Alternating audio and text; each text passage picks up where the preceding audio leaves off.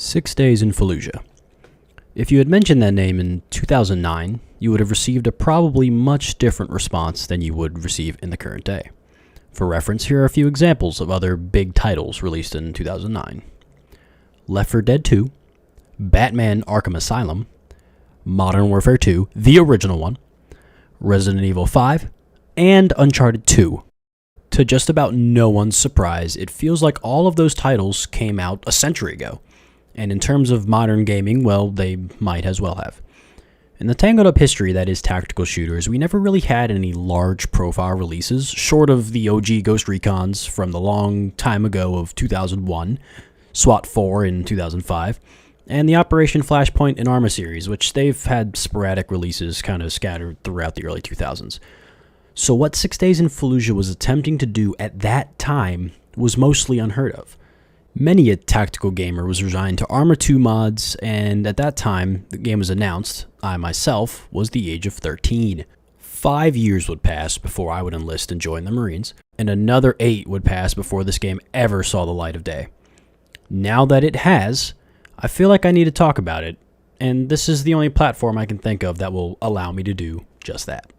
Get up there. I'm with you. Alright. Punch it. Oh, well, at least I'll Ah! Fuck. You hit? We got I'm okay. hostiles all I'm okay. over our vehicles.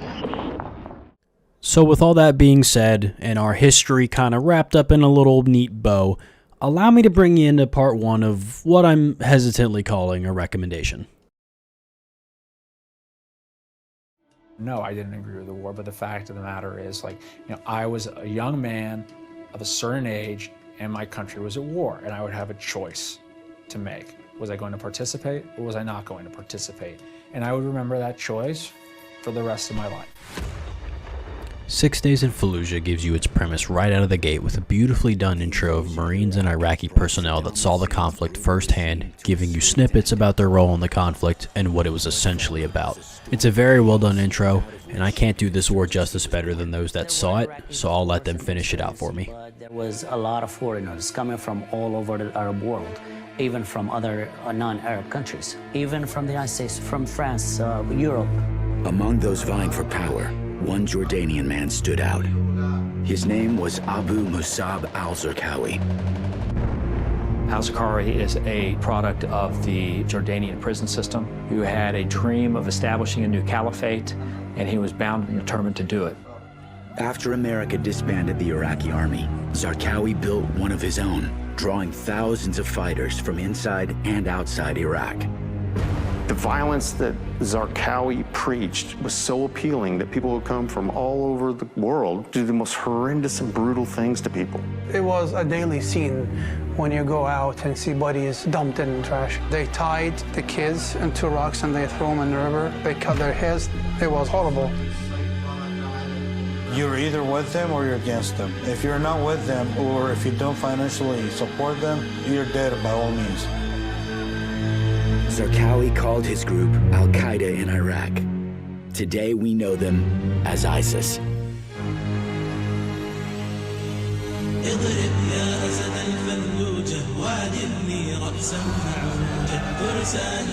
In the spring of 2004, Iraqi nationalists and Zarqawi's growing army seized control of Fallujah, just miles from the capital. These terrorists were armed to the teeth. No one could fight against them. Fallujah kind of was pushing a lot of danger into the country, pumping, constantly pumping. That was their safe zone. They go out and do stuff all over the country. If they could make it back to Fallujah, they were safe. It had to be stopped, or the country will turn over to Al-Qaeda.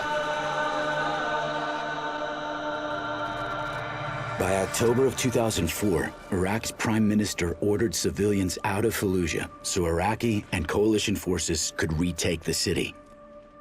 We are determined to clean Fallujah from terrorists. 90% of the population left the city, while thousands of insurgents turned it into a fortress. Early on November 9th, American and Iraqi troops entered Fallujah side by side. The next 6 days would be among the bloodiest in half a century.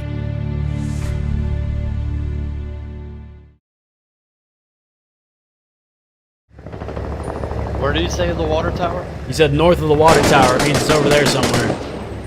That direction. Oh, I see him. He's in the fucking, with the teal fucking roof. I see him, I see him. Greg, can you put a tube in that bitch? Copy that.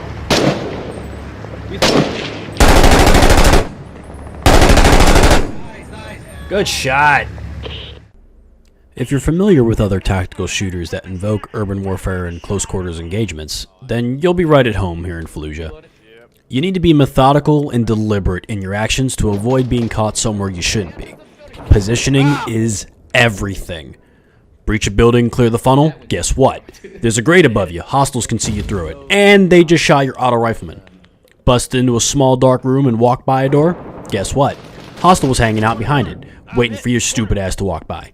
Now you're down, and your team needs to pause and help you before moving on, sacrificing violence of action and buying time for Haji to regroup. You get the point.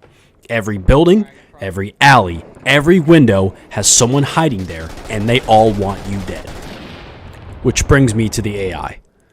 I have yet to indulge in any single player play, meaning I haven't had to make use of the AI squad mates, who I hear are terrible, so I'm going to be focusing on the hostile AI, and these guys can be terrifying.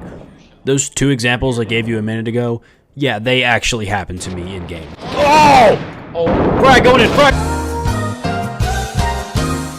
While they are still AI, and they're prone to making silly mistakes that humans definitely wouldn't, I still praise their ability to think and move in a way that will oftentimes surprise the player.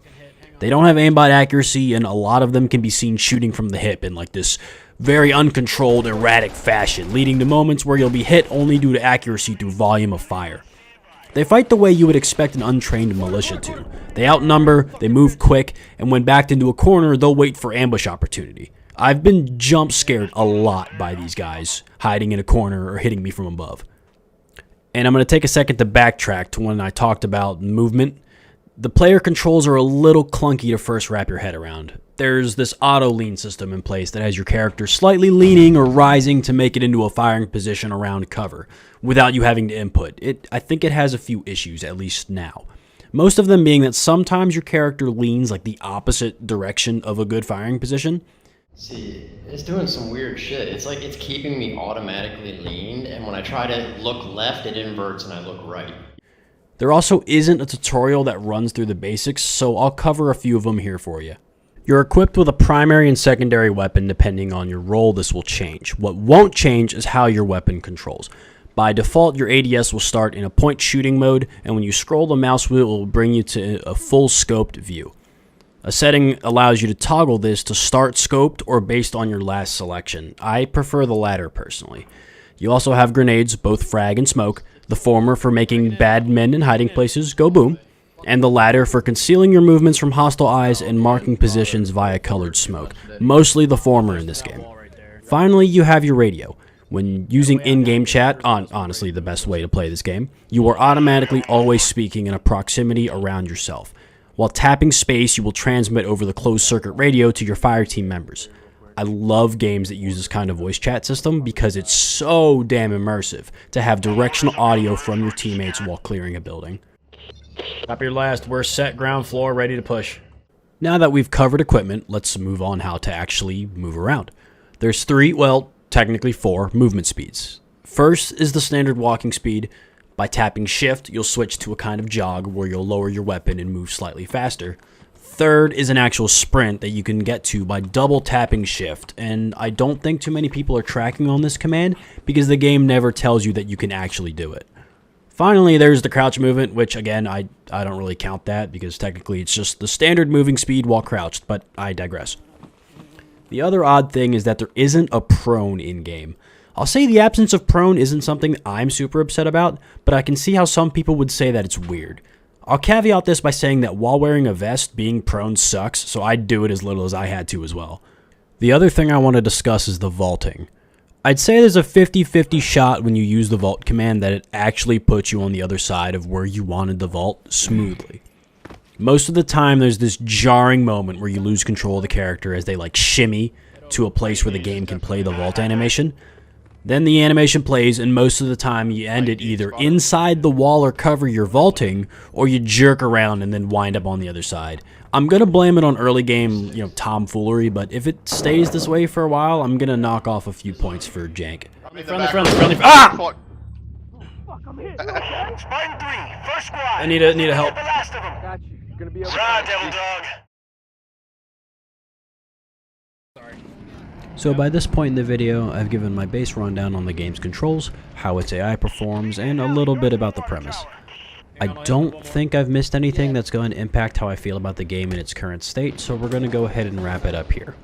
The reason I started this off by saying I would hesitantly call this a recommendation is based on the price point. It has a strong core, gunplay feels good, weapon audio solid, AI fairly balanced against average player skill level. What's failing it more than anything at this point is early access. I cannot justify a purchase of this game for $40 while it only has 4 playable missions and some early build gripes.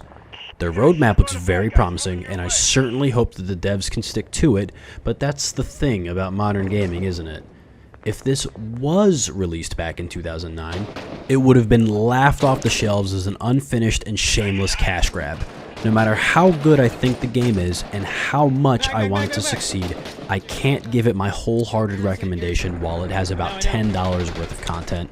So for now, I'm settling on hesitant, because I do recommend this game, but not for this price point. Got you, buddy. Oh my god! No, you don't. Vic, there's another one! Troopers are inbound, second squad. 3 mics out. Fuck! I'm down. Anyway, if you made it this far, I appreciate your support. Videos like this one are definitely a time sink and require a good amount of effort to produce, so do me a solid, drop a like on the video, sub if you want to see more gaming content. My name is York, and I'll see you all in the next one. Okay. Did that not hurt him? What? I fucking just shot you in the face. Did that hurt you? No. Oh! Well, that did. I think that hurt him. Yeah. Alright, I'm back as out.